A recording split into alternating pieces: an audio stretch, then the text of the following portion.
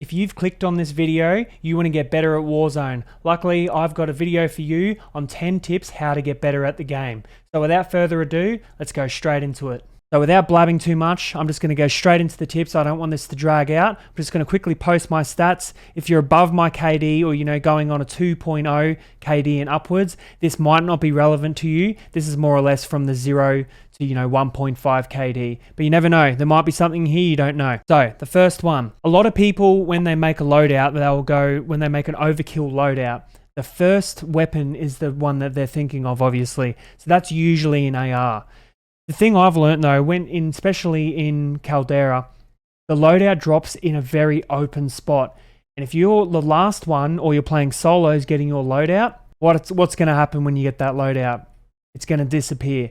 So you've just left yourself wide in the open. You can challenge with an AR or you can challenge with an SMG. The reason why I say this, the weapon that you put first is the weapon we'll get straight away as soon as you pop the loadout. So I usually switch them around and have an SMG as my primary weapon. So that gives me more mobility, more strafe speed, more sprint speed to get out of there as quickly as possible.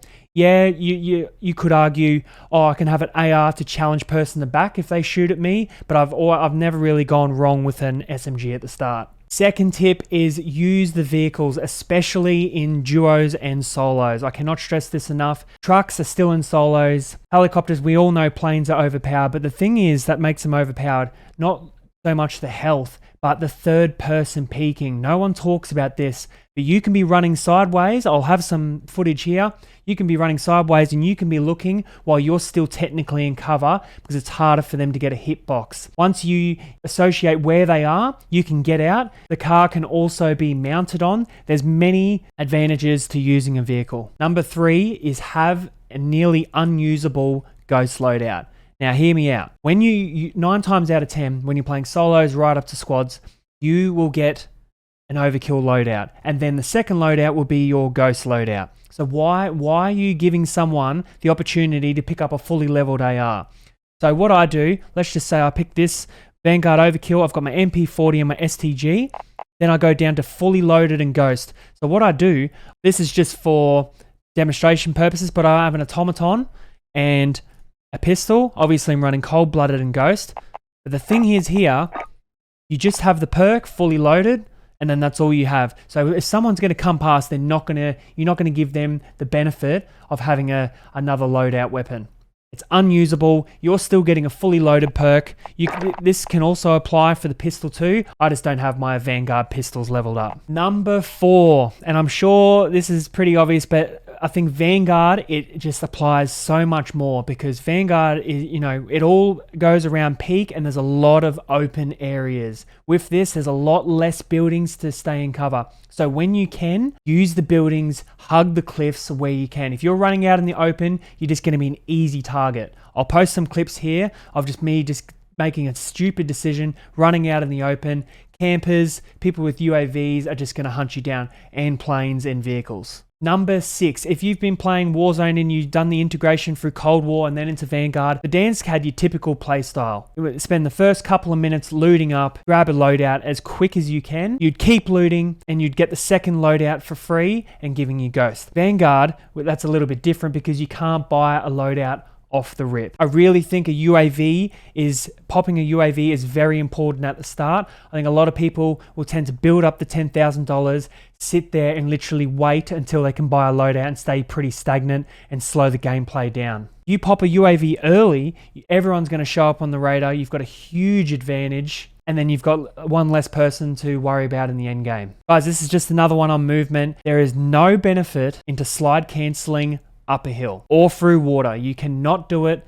You cannot just physically not do it through water, but uphill, you're literally just better off going into a normal sprint rather than trying to go tack sprint, and just get nowhere. You're just wearing yourself out. Stay in a chill running state. This one is for my mouse and keyboard players. I think by default, when you plug in your mouse and keyboard, crouch will automatically be C, which is fine. It's easy to use. You can use your index finger, but the only thing with this is, when you're using them fingers, you're trying to crouch behind a rock and peek, you're eliminating using the D-pad, providing that you have D to go right.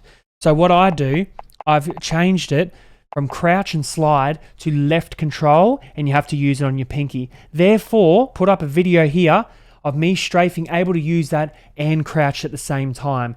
Doesn't sound like much, but if you can only go left and crouch, you're just really giving yourself a disadvantage. It's a bit hard at the start using the pinky, but I assure you it's worth it in the long run. Another one here is wait for your shot. In other words, be patient. This doesn't necessarily apply for snipers. This can be LMGs and assault rifles, morely at range. So many times you'll see people go in and out of cover and you don't really have a good shot, and the lower KD players will just spray in hoping that they'll get them. The other player's going to get hit, they'll get alert, they've got cover, they can get into cover, plate up, and then shoot back. Whereas if you wait just that little bit and catch them out in the open, they've got nowhere to go. Easy kill and line up them headshots. And the last one, I think this is probably the most important one, weapons over contracts. So when you're loading into a game and you're going down, what does everyone do? They highlight a contract, fair enough. But if you go to a highly contested zone and you just want to be the first one to get the contract, that's all good. But be prepared, if someone doesn't get that contract, the next thing they're going to look for is a weapon. So you're sitting there with a pistol, you've got the scavenger contract, but they've got an LMG. Every time, 9 times out of 10, you're going to die.